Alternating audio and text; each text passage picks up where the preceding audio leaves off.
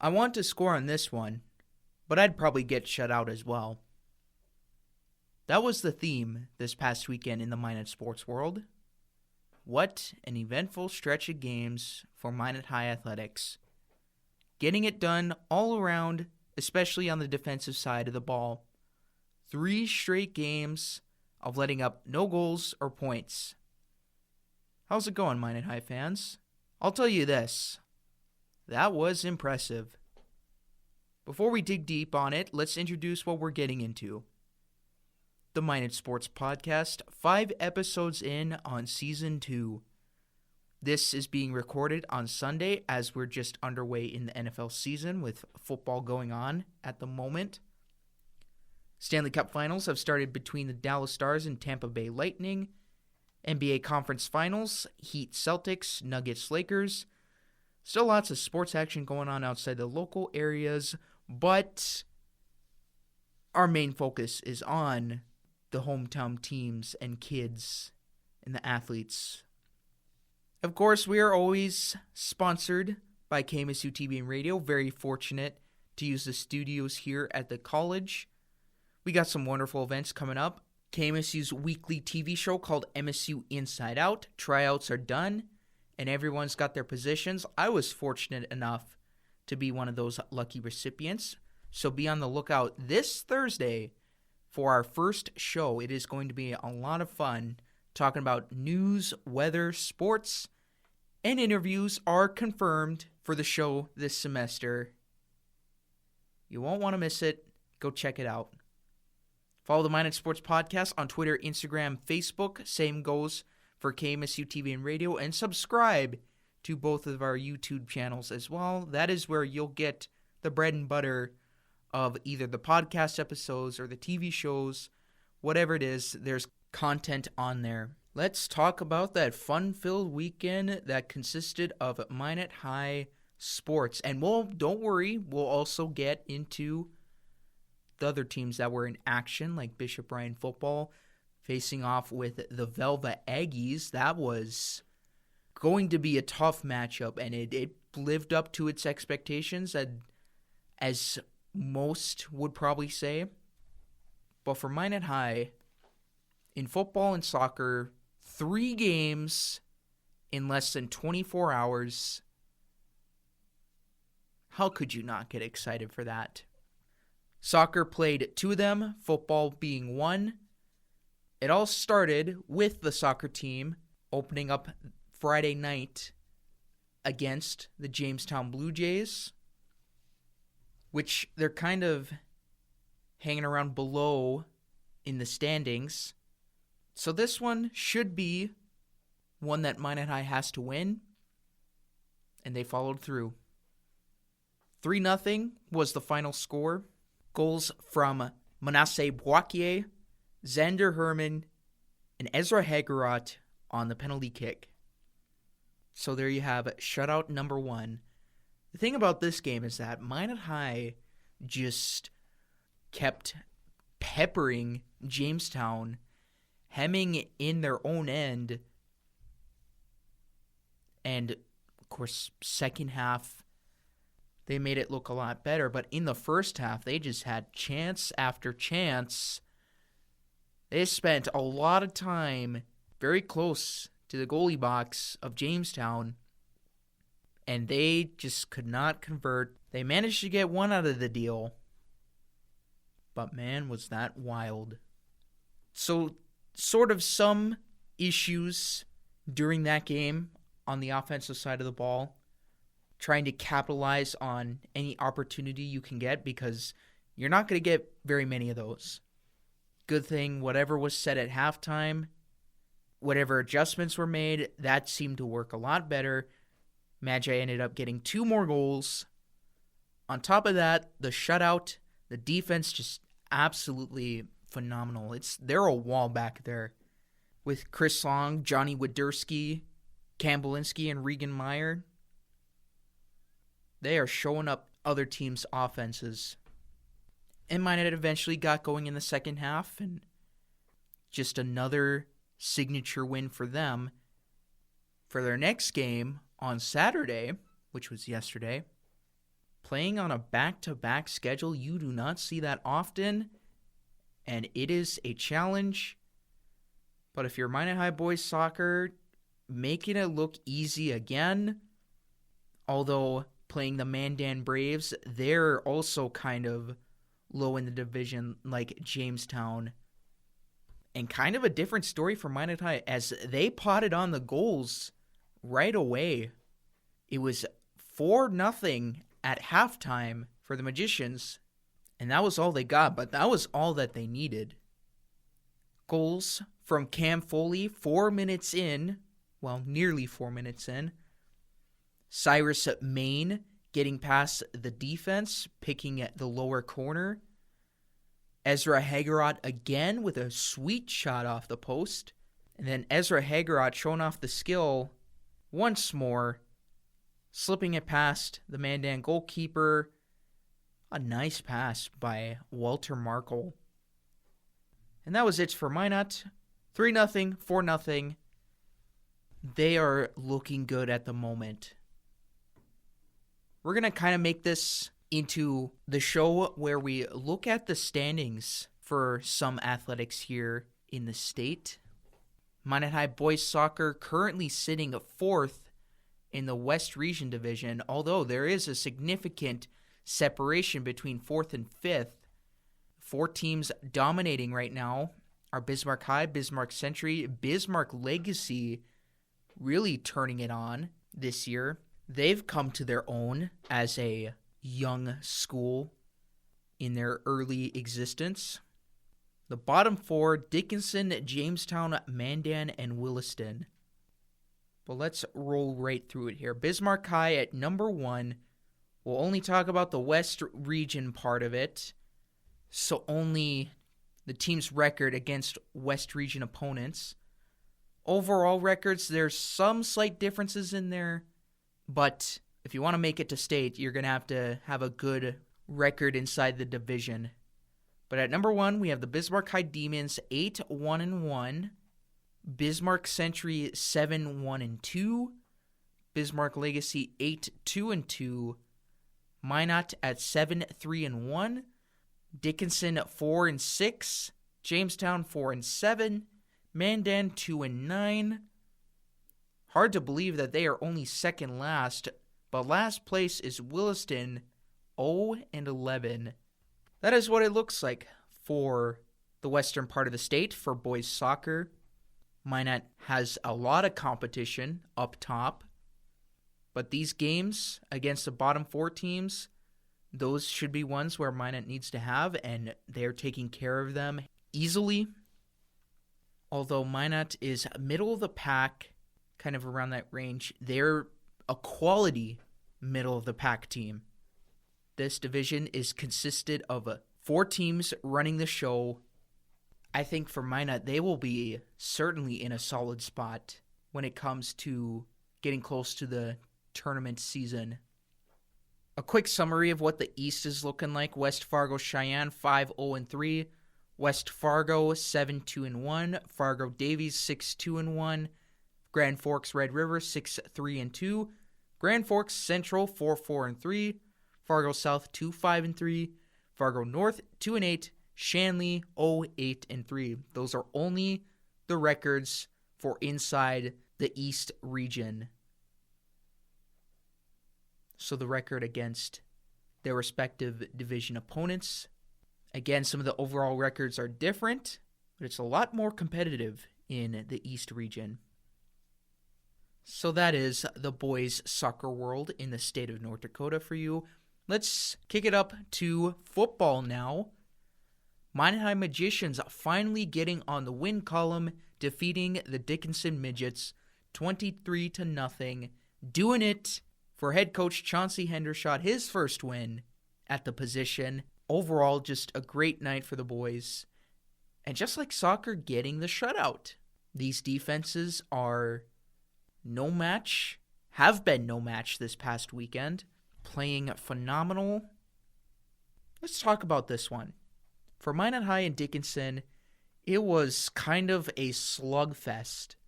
What do I mean by that? Well, both teams on their first possessions, turned the ball over. Minot High doing it first, Dickinson following up. Just both not willing to score. But in the second quarter, that changed when Minot High drove the ball down the field and Trevor Emke on the quarterback sneak for the Majettes touchdown with 10:30 left in the second quarter gives Minot 7-0 lead, and that would be the score at halftime. Starting off in the second half, Dickinson with the ball, but Dickinson would turn it over as Ashton Hillman would go and pick up an interception, which sets up Minot High for another score and yet another quarterback sneak for Trevor Emke. That's how close Minot High was to the end zone. 14-0 at the end of the third quarter. However, things would get worse for the Midgets as they are backed up deep on their side of the field beginning the fourth quarter. A wild snap goes over the punter's head into the end zone while the punter picks it up, commits an intentional grounding inside the end zone. By rule, that is a safety for Minot High. So that is another 2 points for the Magicians, 16-0 now. And then not long after, Minot High with the nail in the coffin as Trevor Emke hands it off to Caleb Rang, who's actually the backup quarterback, but can also be kind of a utility player for this offense. He takes it in for the score. Lineman left an open hole for him to run through, and he took advantage on a nice play. And indeed, that was the final score, 23-0 for the Magicians. Again, their first win on the season, first win for Chauncey Hendershot as head coach. Let's look at the standings now for the football team. In the West region, Class AAA, because there is a West region, but for a AA, there's a lot of football divisions, a lot of football schools in the state. But the division that Minot High resides in, the Class AAA West region, leading off, tied at 3-0, tied for first at 3-0. A surprise team this year, the Jamestown Blue Jays, have not lost a game yet. What's to make of them for this football season? Can they keep this up? Are they for real? Yes, their first win came against Dickinson. Last time they beat Minot, it's 19-9. They were down 20-0 to Legacy, but they came back to win it 21-20. I was told that was the case. Bismarck Legacy is a quality opponent for this team. Jamestown, surprising, I'd say majority of us right now. They got some quality talent in there, and it is showing up on the scoreboard and the standings. It'll be interesting to see how this football season unfolds. With Jamestown now in the mix, could they make the postseason? Right next to them is Bismarck High, also at 3-0, kind of a no surprise, as they are still good. Bismarck Century also still pretty good this year. I believe they had the bye week because their record only shows 2-0. Probably that is the case, actually. And then here's where it gets interesting. The middle of the pack teams, all at 1-2. We have Mandan, Bismarck Legacy, and us, Minot High School. Quickly below them is Williston and Dickinson, 0-2 and 0-3 respectively. But this middle of the pack crew, this group could really make or break that fourth spot in the competition for it. It is all up in the air right now, pending on how the top three teams are doing. If they keep their pace going in the division, this is heavy competition, and it is looking to be a fun one, and we won't know who's going to get it. Mandan and Legacy are quality teams. Don't count out Minot High, for instance, too. Heck, who knows what happens at the end of the season if Williston or Dickinson sneak their way back up. Because Dickinson, they kind of gave Minot a little run there. Who knows what could happen if they get put in the right situation? Assuming the top 3 teams stay or one drops out and another takes that spot, the battle for this 4th seed for the postseason is going to be really, again, it's going to be really interesting. We'll just have to await as the football season goes on. Quickly looking at the Class AAA East region, West Fargo Cheyenne and Fargo Davies, the 2 undefeated clubs right now. Cheyenne at 4-0, Fargo Davies at 2-0. Although Davies has a 4-0 overall record, so some non-conference games being played for them. But yet they're still undefeated. West Fargo and Shanley High School, both at 3-1. They round out tied for 3rd. 1-2 for Fargo South, Grand Forks Central 1-3. The winless teams in the division consisting of the 7th and 8th seeds, Fargo North 0-3, Grand Forks Red River 0-4. So kind of more solidified top 4 teams, bottom 4 not looking the greatest, but you never know. With the East, some of them could turn around, or it could be flip-flopped. You never know. These East teams definitely go hard at it. While we stay on the topic of football, Bishop Ryan had a game this past weekend. I did not go to it, although I did remember that it was going to be a very good matchup against Velva High School. In fact, these 2 teams faced off in the playoff semifinal round for a chance to go to the state title game. Velva was hosting, and Bishop Ryan getting the victory over them. And so it was a rematch with Velva looking for a rebound tour against Bishop Ryan, and they do end up getting the win over the Lions 20-16. That was a tight defensive match, but you can't really be surprised with how good both teams are.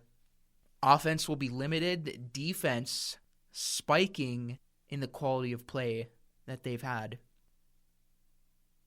Let's look at the division for the Class Single A, the Region 3. That is the division that the Bishop Ryan Lions play in. For the Region 3 record, so games against divisional opponents, Velva, of course, no surprise to some, 3-0.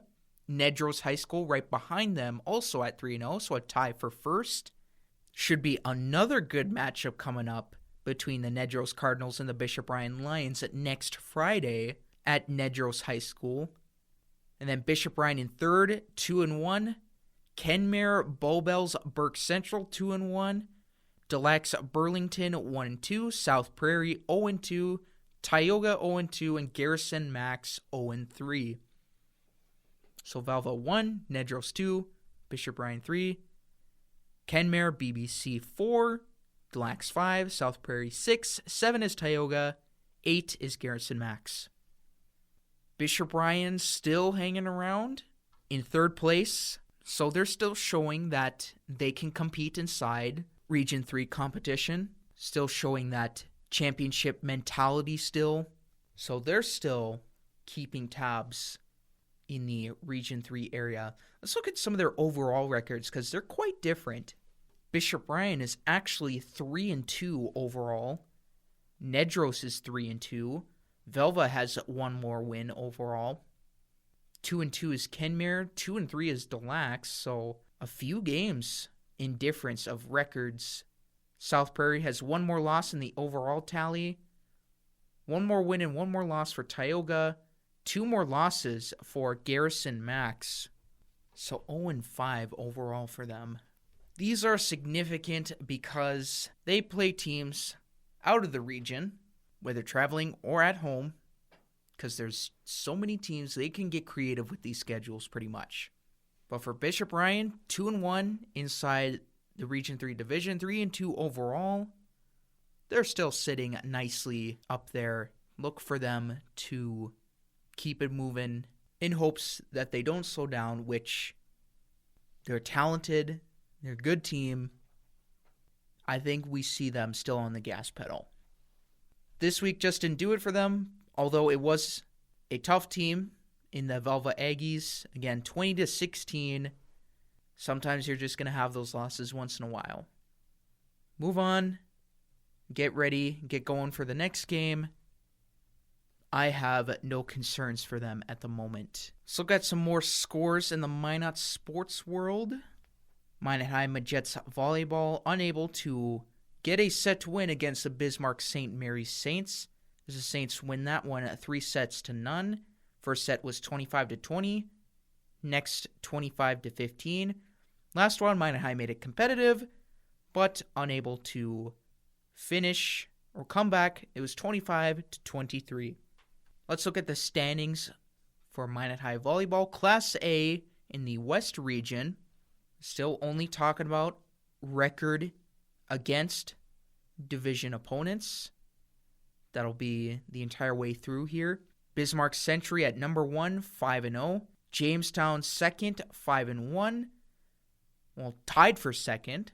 Looking at Bismarck Legacy, they are also 5-1.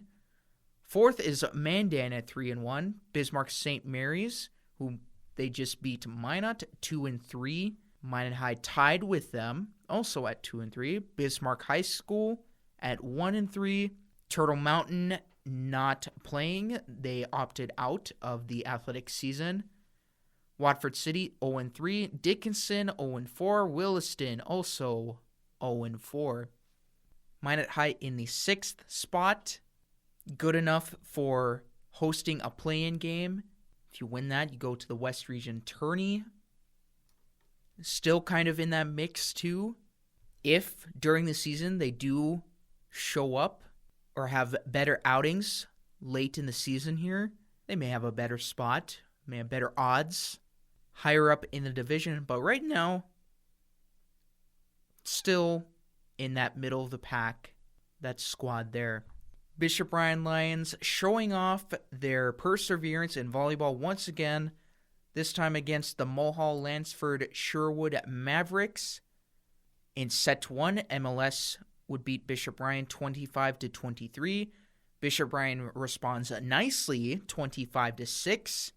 Mavs make their adjustments and win set 3, 25-20.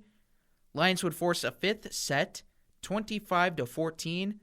And in the final set, Bishop Bryan just edging out the Mavericks 15-9, in which the final score, 3-2, Bishop Bryan Lions taking the victory in that one. Once again, let's look at the Region 6 District 12. That is the division that the Bishop Bryan Lions are a part of. That's also the same one for RE Deemers.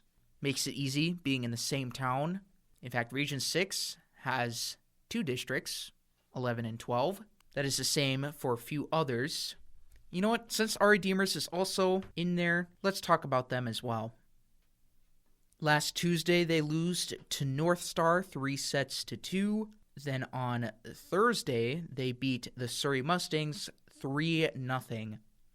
But going back to this Region 6 District 12 division, which both the Knights and Lions are in fact, they have records for inside the district, inside the region, and overall record. We'll just account for each one. RE Deemers, Lewis and Clark, Bishop Bryan, Delax, Burlington, all tied for first at 1-0. Glenburn, Surrey, MLS, tied for second. In last in the District 12 is South Prairie at 0-2. In the Region 6, RE Deemers 2-0 when playing Region 6 opponents. Lewis and Clark 1-0 in the Region 6. 4-1 in the Region 6 for Bishop Bryan, but they are still in third. 1-1 both for Delax and Glenburn. 0-1 for Surrey. 0-2 for MLS. 0-3 for South Prairie. And then overall records, RE Deemers 4-3, Lewis and Clark 2-3, Bishop Bryan 4-1. So 4 wins for both RE Deemers and Bishop Bryan. This is a little confusing. We are talking overall records right now. 1 is RE Deemers, 2 is Lewis and Clark, 3 is Bishop Bryan. At 4 is Delax Burlington at 4-2. 5 is Glenburn at 5-1. 6 is Surrey at 3-2. 7 is 1-4 for MLS. 0-3 for South Prairie at 8. The reason some of these overall records that some aren't higher up than others, like Glenburn at 5-1, for example, they account for records in the District 12 and Region 6. You got to have winning records in the District 12 and Region 6, close enough to qualify for tournament season. So you got to win inside the district, inside the region, and that is what the list is at right now. Both our Redeemers and Bishop Ryan sitting nicely up there. I don't think we'll have to worry too much about them as the season goes on. Bishop Ryan kind of making a case for their team to be good, and they are proving it. Let's talk Minot High Magicians tennis. I think it shouldn't stun anyone that Minot High still winning matches for tennis. They defeat the Century Patriots 7-2 last Monday. Legacy Sabres, the one team that has been giving them issues when Minot High hosted them. It was a close match until Legacy ran away in the doubles matches. They got the final score up to 6-3. Legacy Sabres go on to win the match there. Minot High Majettes swim and dive. Majettes defeat the Bismarck Demons 142-43 and 106-80 against the Legacy Sabres. That was a trio meet there. I missed a score for Minot High Magicians tennis. They beat the Mandan Braves 8-1 back on Thursday. No tennis standings are registered for the boys, both in the West and East regions. All of them are recorded as 0-0, so we'll just have to skip that for now, I guess. And same goes also for girls swim and dive. They do not have standings either. And they also beat the Mandan Braves 141-45 Majettes swim and dive. It's another score I missed. Majettes golf in action. They've actually taken third place in both of their meets. First time around, their team score was 352. That was on Friday. And then they had another match the next day. This is against multiple schools. Again, third place. They scored 368 the second time. Minotauros hockey back for a new hockey season. Although it is still the preseason, so anything that is overhyped or getting excited for, you'll just have to wait until the regular season comes around. But for NAHL preseason, your Minot Minotauros were in Aberdeen to take on the Wings. So players at this time are fighting for roster spots. You're going to see some starters playing, but a lot of bench players and backups most likely will be taking over for the rest of the games. Wings beat the Toros 7-1. Connor McDonald scoring for Minot. To cap off this episode, let's talk more cross country for Minot High. Just how good is Trinity Jessen?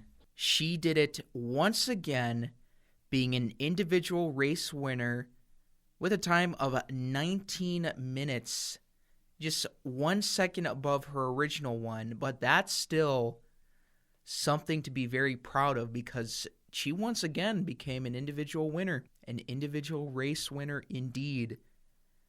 That is certainly giving a lot of Majettes cross country some life there and something proud that the team can look forward to on a weekly basis, and just realizing one of their own is doing a phenomenal job.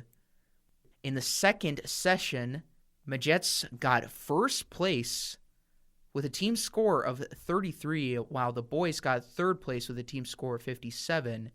This was back in on Friday, but Trinity Jessen, once again, props to her. She has made this Majettes cross-country team full of excitement, and one that the state will recognize that she's going to be bringing home some hardware.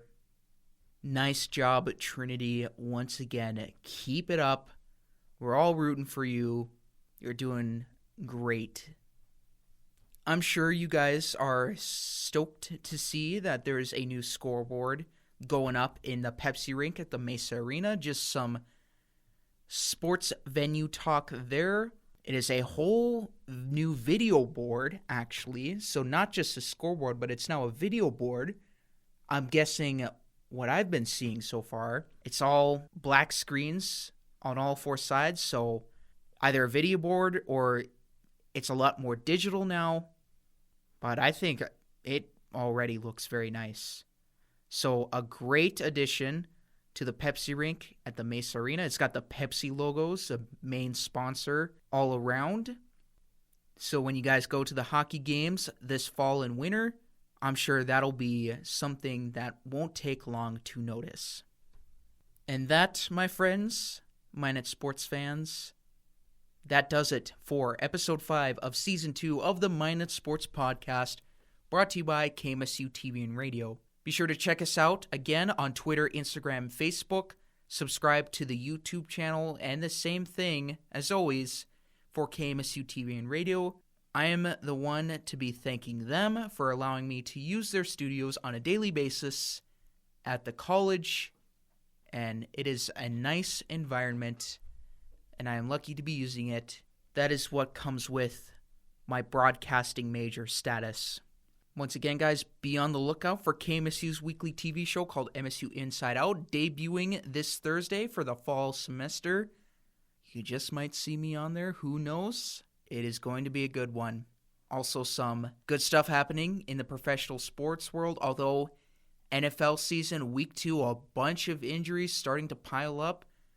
Let's hope that nothing major or significant comes out in a lot, or even most of them. I know it's going to be tough seeing some news that some players are going to be out long term, but sometimes it just tough breaks happen and just gotta roll right through it.